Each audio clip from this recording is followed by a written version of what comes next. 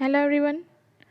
So in our previous lecture we studied about inflammatory barriers and chemical mediators of inflammation. Inflammatory barrier કઈ રીતના work કરે છે અને એમાં કયા કયા કેમિકલ્સ છે કે જે ઇન્ફ્લામેશનની પ્રોસેસને મીડિયેટ કરે છે એના વિશે આપણે સ્ટડી કર્યું હતું. સો હવે આજે આપણે નેક્સ્ટ લેક્ચરમાં આપણે સ્ટાર્ટ કરવાનું છે ઇમ્યુનિટીનો સેકન્ડ ટાઈપ. ફર્સ્ટ વન હતું એ કયું હતું ઇન્નેટ ઇમ્યુનિટી એન્ડ સેકન્ડ વન હતું એ એક્વાયર્ડ ઇમ્યુનિટી. સો આજે આપણે એક્વાયર્ડ ઇમ્યુનિટી વિશે સ્ટડી કરીશું. સો આ ટાઈપ છે ઇમ્યુન સિસ્ટમના જે આપણે સ્ટાર્ટિંગમાં સ્ટાર્ટ કર્યું હતું ત્યારે મેં તમને કીધું હતું કે ઇમ્યુનિટીના મેઇન બે ટાઈપ છે, innate immunity and acquired immunity. Further innate immunity છે એ મેઇન 3 ટાઈપમાં ડિવાઈડ થતી હતી, special immunity, racial immunity and individual immunity.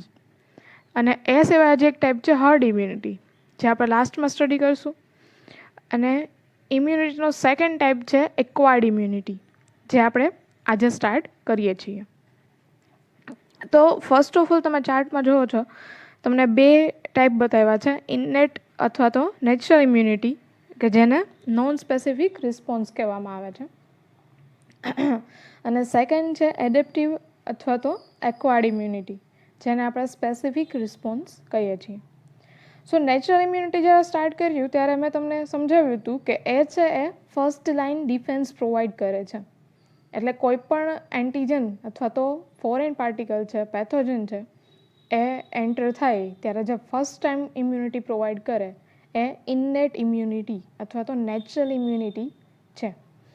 એમાં મોસ્ટલી ફર્સ્ટ લાઇન ડિફેન્સમાં વર્ક કરતું હોય એવું બેરિયર હતું એનાટોમિક બેરિયર જે મોર્ફોલોજીકલ પાર્ટ્સના આધારે ઇમ્યુનિટી પ્રોવાઈડ કરે. સો તમને બતાવે છે ફિગરમાં બે ટાઈપની લાઇન ડિફેન્સ મિકેનિઝમ છે, ફર્સ્ટ લાઇન છે અને સેકન્ડ લાઇન છે. તો ફર્સ્ટ લાઇન ડિફેન્સ પ્રોવાઈડ કરે એ છે skin, mucus membrane and secretions and normal flora જે તમે એનાટોમિક બેરિયરમાં સ્ટડી કર્યું એ. એના પછી સેકન્ડ લાઇન ડિફેન્સ પ્રોવાઈડ કરે એ કયું છે તો કે innate immune cells, inflammation, complement systems and antimicrobial substance. આ બધા વિશે તમે આગળ સ્ટડી કરી ગયા છો. તો એ બધું હતું એ first line second line defence mechanism હતું. હવે નેક્સ્ટ આપણે થર્ડ લાઇન ડિફેન્સ મિકેનિઝમ જોવાની છે કે જે સ્પેસિફિક અને સ્પેશિયલ રિસ્પોન્સ પ્રોવાઈડ કરે જેને કહેવાય એડેપ્ટિવ અથવા તો એક્વાયર્ડ ઇમ્યુનિટી. એની અંદર સ્પેશિયલાઇઝ લિમ્ફોસાઇટ્સ છે એ ઇમ્યુનિટી પ્રોવાઈડ કરવાનું કામ કરશે. તમને ફિગરમાં બતાવે જ છે સ્પેશિયલાઇઝ લિમ્ફોસાઇટ્સ બે ટાઈપના છે, બી સેલ્સ અને ટી સેલ્સ. બી સેલ્સ છે એનું કામ છે એન્ટીબોડી પ્રોડ્યુસ કરવાનું અને ટી સેલ્સના ટાઈપ્સ છે અલગ અલગ જે અલગ અલગ વર્ક કરે છે. એ ઇન ડિટેલ આપણે પછી જોવાનું છે. સો આપણે સ્ટાર્ટ કરીએ એક્વાયર્ડ ઇમ્યુનિટી શું છે ત્યાંથી. It is also known as specific immune responses, adaptive immunity and specific immunity. Acquired immunity છે એ આટલા બધા નામથી ઓળખાય છે. તો ફર્સ્ટ ઓફ ઓલ આપણે જોઈશું એમની ડેફિનેશન. તો ડેફિનેશન શું છે અથવા તો એક્વાયર્ડ ઇમ્યુનિટી એટલે થાય શું? Then specific or adaptive immunity that develops after exposure to a suitable antigen. એવી ઇમ્યુનિટી કે ક્યારે ડેવલપ થશે તો after exposure to a suitable antigen. જે તે એન્ટીજન છે એક વખત ઇન્ફેક્શન કોઝ કરી ગયું પછી જે એક્સપોઝ થાય અથવા પછી જે ડેવલપ થાય ઇમ્યુનિટી એને કહેવાય specific or adaptive immunity. Or is produced after antibodies are transferred from one individual to another. કોઈ એક પર્સનમાંથી બીજા પર્સનમાં જ્યારે એન્ટીબોડી છે ટ્રાન્સફર થાય પછી જે ઇમ્યુનિટી ડેવલપ થાય એને કહેવાય સ્પેસિફિક ઓર એડેપ્ટિવ ઇમ્યુનિટી. સો અને એવું પણ કહેવામાં આવે છે કે નેચરલ ઇમ્યુનિટી, જ્યારે આપણે નેચરલ ઇમ્યુનિટી સ્ટાર્ટ કર્યું હતું ત્યારે મેં તમને સમજાવ્યું હતું કે જે નેચરલ ઇમ્યુનિટી છે અથવા તો ઇન્નેટ ઇમ્યુનિટી છે એ at a birth time present હોય, નેચરલી આપણી બોડીની અંદર પ્રેઝન્ટ હોય. પણ આ જે ઇમ્યુનિટી છે એક્વાયર્ડ ઇમ્યુનિટી એ બર્થ ટાઈમે પ્રેઝન્ટ હોતી નથી, not present at a birth time and it is a learning process. આ એક ટાઈપની લર્નિંગ પ્રોસેસ છે. ફોર એક્ઝામ્પલ જ્યારે કોઈ પર્સન છે એની ઇમ્યુન સિસ્ટમ કોઈ ફોરેન પાર્ટિકલ અથવા તો એન્ટીજનને એન્કાઉન્ટર કરે ત્યારે આપણી ઇમ્યુન સિસ્ટમ છે એ એન્ટીજનને રેકોગ્નાઇઝ કરશે, એને ઓળખશે અને પછી નેક્સ્ટ ટાઈમ એ લર્ન કરશે કે કઈ રીતના કયો બેસ્ટ વે છે કે જેના થ્રુ એ એન્ટીજનને અથવા ઈચ એન્ટીજનને કઈ રીતના એના ઉપર એટેક કરવો અને કઈ રીતના એને કિલ કરવો. એક ટાઈપની મેમરી છે એ ડેવલપ થશે. તો એ વસ્તુ ઉપર જે કામ કરે એ ઇમ્યુનિટીને કહેવાય specific or adaptive immunity. Specific response have memory. મેં તમને આગળ કીધું એ રીતના જ કે કોઈ એન્ટીજન છે એ બોડી પર અટેક કરે છે તો એક વખત ઇમ્યુન સિસ્ટમ એના ઉપર વર્ક કરી લેશે પછી એ એન્ટીજનની મેમરી છે એ આપણી બોડીમાં સેવ થઈ જશે અને પછી જ્યારે નેક્સ્ટ ટાઈમ એને એન્ટીજન આવશે ત્યારે એ રિસ્પોન્સ વધારે ઝડપથી અને વધારે ક્લિયરલી કરશે અને કોઈ પણ એન્ટીજન છે એને કિલ કરવામાં ઇઝી રહેશે. તો એના એ વસ્તુ કરવા માટે કોઈ મેમરી હોવી જોઈએ જે સ્પેસિફિક રિસ્પોન્સ છે ધરાવે છે. એટલે એવું કહેવામાં આવે છે કે સ્પેસિફિક રિસ્પોન્સ પાસે એક ટાઈપની મેમરી છે.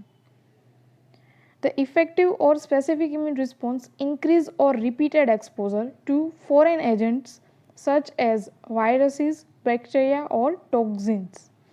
The effective of specific immune response જે તે ઇમ્યુન રિસ્પોન્સ છે એની ઇફેક્ટ છે એ ઇન્ક્રીઝ થશે ઓફ રિપીટેડ એક્સપોઝર. એકને એક એન્ટીજન છે પાછો રિપીટ ફોર્મમાં આવે રાખે, કોઈ પણ ફોરેન એન્ટીજન છે રિપીટેડ એક્સપોઝર કરશે ત્યારે એની ઇફેક્ટિવનેસ છે, જેની ઇફેક્ટ છે એની એટેક કરવાની કેપેસિટી છે એ પહેલાં કરતાં ઇન્ક્રીઝ થઈને આવશે. પછી કોઈ પણ ફોરેન એજન્ટ્સ હોય લાઈક વાયરસ છે, બેક્ટેરિયા છે અથવા એનું કોઈ ટોક્ઝિન હોય, એક વખત એ એન્ટીજન આવ્યા પછી રિપીટ ફોર્મમાં પાછો આવશે તો એને કિલ કરવાની ઇફેક્ટ છે એ વધી જશે, ઇન્ક્રીઝ થઈ જશે. Substances that are recognized as foreign and provoke immune responses are called as antigens. આ ડેફિનેશન છે એન્ટીજનની. એવો સબસ્ટન્સ કે જે એઝ અ રેકોગ્નાઇઝ જ્યારે તમે ઓળખો ત્યારે કેવો હોય, ફોરેન હોય. ઇન શોર્ટ આપણા બોડીમાં એઝ અ નોર્મલ ફ્લોરા તરીકે હોય નહીં, એવા પાર્ટિકલને ફોરેન પાર્ટિકલ કહેવાય. તો એવો કોઈ ફોરેન પાર્ટિકલ કે જે આપણે ઇમ્યુન રિસ્પોન્સને પ્રોવોક કરે એટલે એની ઇફેક્ટમાં વધારો કરે તો એવા સબસ્ટન્સને અથવા એવા પાર્ટિકલને શું કહેવાય? એન્ટીજન. એક તો એ ફોરેન હોવો જોઈએ અને ઇમ્યુન રિસ્પોન્સ છે એને પ્રોવોક કરતો હોવો જોઈએ. The antigens cause specific cell, the B cell, produced and secrete glycoprotein called as antibodies. હવે જે તે એન્ટીજન છે એ શું કરે છે તો કે અમુક ટાઈપના સ્પેસિફિક સેલને એક્ટિવ કરે છે. For example B cell. જેવો એન્ટીજન બોડીની અંદર આવશે એટલે બી સેલ છે એક્ટિવેટ થશે એન્ડ પ્રોડ્યુસ એન્ડ સિક્રિટ. એક વસ્તુ છે ગ્લાયકોપ્રોટીન છે એ પ્રોડ્યુસ કરે છે અને એને સિક્રિટ પણ કરે છે એ એન્ટીજનને કિલ કરવા માટે. તો જે ગ્લાયકોપ્રોટીન છે જે પ્રોડ્યુસ થયું અને સિક્રિટ થયું એને શું કહેવાય? એન્ટીબોડીઝ. એટલે એક વખત એન્ટીજન આવી અને કોઈ પણ સેલ, બી સેલ છે અથવા કોઈ બીજા સ્પેસિફિક સેલ છે એને એક્ટિવેટ કરશે અને એમાંથી એક સબસ્ટન્સ સિક્રિટ કરશે, એક ગ્લાયકોપ્રોટીન છે એ સિક્રિટ કરશે જેને કહેવાય antibodies. Antibodies bind to specific antigens and inactive them or contribute to their elimination.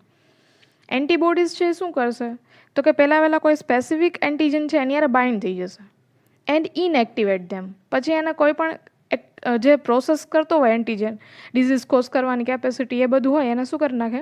Inactive કરી નાખે and contribute to their elimination. અને પછી એને બોડીની બહાર એલિમિનેટ કરવાની પ્રોસેસ છે કમ્પ્લીટ કરશે. Other immune cells become activated to destroy intracellular pathogen. એ સિવાય જે બી સેલ છે એ તો એક્ટિવેટ થાય જ છે, એન્ટીબોડી સિક્રિટ કરે જ છે, પણ એ સિવાયના ઇમ્યુન સેલ્સ છે એ પણ એક્ટિવેટ થશે અને ઇન્ટ્રાસેલ્યુલર પેથોજન એટલે આપણી બોડીની ઇનસાઇડ જે ઇન્ટ્રાસેલ્યુલર પેથોજન્સ છે એને ડિસ્ટ્રોય કરવાનું કામ કરશે, એને કિલ કરવાનું કામ કરશે. The non-specific and specific response usually work together to eliminate pathogenic microorganisms and other foreign agents. હવે આપણી બોડીની અંદર બે સિસ્ટમ છે, એક નોન સ્પેસિફિક ઇમ્યુન રિસ્પોન્સ છે અને એક છે સ્પેસિફિક ઇમ્યુન રિસ્પોન્સ. નોન સ્પેસિફિકમાં કયું આવશે? ઇન્નેટ ઇમ્યુનિટી. જે બધા બેરિયર્સ વર્ક કરે છે એ બધા. અને સ્પેસિફિક રિસ્પોન્સમાં આવશે એક્વાયર્ડ ઇમ્યુનિટી, જેની અંદર બધા સેલ્સ આવશે. તો એ બધા છે એ વર્ક ટુગેધર, બધા એકસાથે વર્ક કરી અને કોઈ પણ પેથોજેનિક માઇક્રો ઓર્ગેનિઝમ છે અથવા કોઈ બીજા ફોરેન એન્ટિજન્સ છે એને એલિમિનેટ કરવાની પ્રોસેસ છે સાથે કરશે. Now, next topic is specific or adaptive immunity contain three major function. જે આપણે આ ઇમ્યુનિટી સ્ટડી કરીએ છીએ, એક્વાયર્ડ ઇમ્યુનિટી અથવા તો સ્પેસિફિક ઇમ્યુનિટી અથવા તો એડેપ્ટિવ ઇમ્યુનિટી, એના ત્રણ મેઇન ફંક્શન છે કે જેના ઉપર આખી ઇમ્યુનિટી વર્ક કરે. So first function is to recognise anything that is foreign to the body. પહેલું ફંક્શન શું છે, પહેલું કામ શું છે, તો કે જે તે બોડીની અંદર જે તે ફોરેન પાર્ટિકલ આવે છે પહેલાં તો એને રેકોગ્નાઇઝ કરશે, એને ઓળખશે કે આ જે પાર્ટિકલ છે એ બોડીનું જ છે, નોર્મલ ફ્લોરા છે અથવા તો કોઈ બહારથી આવેલું છે એટલે કે ફોરેન છે. Second function is to respond to this foreign material. એક વખત રેકોગ્નાઇઝ થઈ ગયું કે આ જે ફોરેન પાર્ટિકલ છે અથવા તો પેથોજેનિક છે, સો એને શું કરવું પડશે, કિલ કરવું પડશે, એટલે એની અગેન્સ્ટમાં રિસ્પોન્સ જનરેટ કરશે. And third function is two remember the foreign material. જે ફોરેન મટીરિયલ આવ્યું છે એની મેમરી છે સ્ટોર કરવાનું કામ કરશે. પહેલાં એને રેકોગ્નાઇઝ કરશે, ઓળખશે. સેકન્ડ એના ઉપર એટેક કરશે એટલે કે રિસ્પોન્સ કરશે, એને કિલ કરી નાખશે. અને third one is any memory છે બોડીની અંદર સ્ટોર કરશે, જેથી કરીને સેકન્ડ ટાઈમ એને એન્ટીજન આવે તો એને કિલ કરવું ઇઝી પડે. So next point is, after recognition, the specific immune system respond by activating and amplifying specific lymphocytes to attack it is called as effector response. હવે એક વખત જ્યારે સ્પેસિફિક ઇમ્યુન રિસ્પોન્સ છે એ એન્ટીજનને રેકોગ્નાઇઝ કરી લેશે, ઓળખી લેશે કે આ ફોરેન પાર્ટિકલ છે, દેન સ્પેસિફિક ઇમ્યુન સિસ્ટમ એને અગેન્સ્ટમાં રિસ્પોન્ડ જનરેટ કરશે. તો એ રિસ્પોન્ડ કઈ રીતના જનરેટ કરશે, તો કે બાય એક્ટિવેટિંગ એન્ડ એમ્પ્લિફાઈંગ સ્પેસિફિક લિમ્ફોસાઇટ્સ. આ ઇમ્યુન સિસ્ટમની અંદર અમુક ટાઈપના લિમ્ફોસાઇટ્સ છે, જે આપણે આગળ ચાર્ટમાં જોયું હતું કે મેન 2 ટાઈપના લિમ્ફોસાઇટ્સ છે, બી સેલ એન્ડ ટી સેલ. તો એ એક્ટિવેટ થશે, એને એમ્પ્લિફાય થશે એટલે એની સંખ્યામાં વધારો થશે, એની સ્ટ્રેન્થ વધશે, એન્ડ ટુ અટેક ઇટ, અને જે તે એન્ટીજન ઉપર એટેક કરશે. તો એવો જે રિસ્પોન્સ છે એ રિસ્પોન્સને શું કહેવાય, ઇફેક્ટર રિસ્પોન્સ. કેમ કે એમાં ઇફેક્ટર સેલ્સ છે એ એન્ટીજનની અગેન્સ્ટમાં રિસ્પોન્સ જનરેટ કરે છે. કયા ઇફેક્ટર્સ, તો કે જે લિમ્ફોસાઇટ્સ, જે સ્પેસિફિક લિમ્ફોસાઇટ્સ છે એ એન્ટીજન ઉપર અટેક કરે છે, એટલા માટે એને કહેવાય છે ઇફેક્ટર રિસ્પોન્સ. એક વખત એન્ટીજનને રેકોગ્નાઇઝ કર્યું, પછી સ્પેસિફિક ઇમ્યુન સિસ્ટમે અમુક લિમ્ફોસાઇટ્સ જનરેટ કર્યા, એક્ટિવેટ કર્યા, એની સ્ટ્રેન્થમાં વધારો થયો એટલે કે એમ્પ્લિફાય થયા, એન્ડ પછી ધેન એ એન્ટીજન ઉપર શું કરે છે, એટેક કરે છે. તો અહીંયા જે લિમ્ફોસાઇટ્સ છે એ એક ટાઈપના ઇફેક્ટર સેલ્સ છે, એટલા માટે આવા રિસ્પોન્સને કહેવાય effector response. If the same invader is encountered at a second time, the immune system is prepared to that with more intense and rapid. This is called as memory response. હવે શું થાય છે, તો કે if the same invader is encountered at a second time, કોઈ એક antigen છે એક વખત બોડીની અંદર આવ્યો, આપણી ઇમ્યુન સિસ્ટમે એની અગેન્સ્ટ રિસ્પોન્સ જનરેટ કર્યો, એને કિલ કરી નાખ્યો. પછી સેમ એન્ટીજન સેકન્ડ ટાઈમ એટલે કે પાછો આવે છે બીજી વાર, તો એ એન્ટીજનની મેમરી છે એ આ ઇમ્યુન સિસ્ટમ પાસે હશે. એટલા માટે જે તે ઇમ્યુન સિસ્ટમ છે એ પ્રિપેર્ડ હશે. The immune system is prepared, કેમ કે એક વખત એન્ટીજન આવી ગયો છે, એના ઉપર એટેક થઈ ગયું છે, તો હવે આપણી બોડીને ખબર છે, ઇમ્યુન સિસ્ટમને ખબર છે કે એને કિલ કઈ રીતના કરી શકાય, કયો બેસ્ટ વે છે કે જેના થ્રુ એ ઇઝીલી કિલ થઈ જાય. તો સેકન્ડ ટાઈમ જ્યારે એન્ટીજન આવશે ત્યારે આપણી ઇમ્યુન સિસ્ટમ છે એ ઓલરેડી પ્રિપેર્ડ હશે two that with more intense and rapid. જે તે રિસ્પોન્ડ આપે છે એ કેવો હશે, મોર ઇન્ટેન્સ એટલે વધારે તીવ્રતાવાળો હશે, અને રેપિડ હશે, વધારે ઝડપી હશે. શું કામ એને, તો કે એ એન્ટીજનની મેમરી બોડીની અંદર ઓલરેડી સ્ટોર છે એટલા માટે. તો આવો જે રિસ્પોન્સ પ્રોવાઈડ થાય છે એને શું કહેવાય, મેમરી રિસ્પોન્સ.